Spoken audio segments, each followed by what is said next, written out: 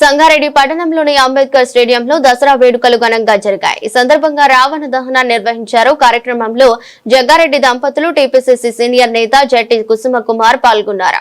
ఈ సందర్భంగా జగ్గారెడ్డి మాట్లాడుతూ వచ్చే ఎన్నికల్లో తాను పోటీ చేయబోనని స్పష్టం చేశారు. తన భార్య నిర్మల సంగారెడ్డి నియోజకవర్గం నుంచి పోటీ చేస్తారని తెలిపారు.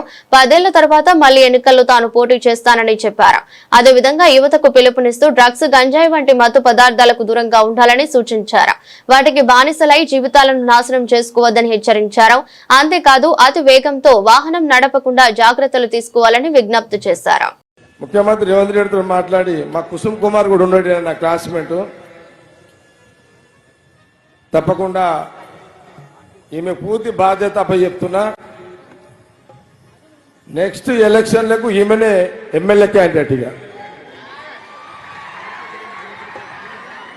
అంటే నన్ను జరిగిపోండి అని అర్థమా?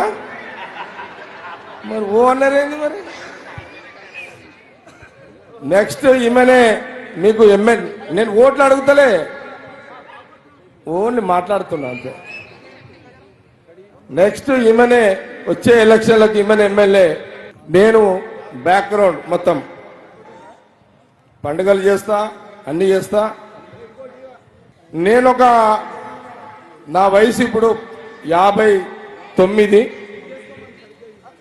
నేను 10 ఏళ్ల తర్వాత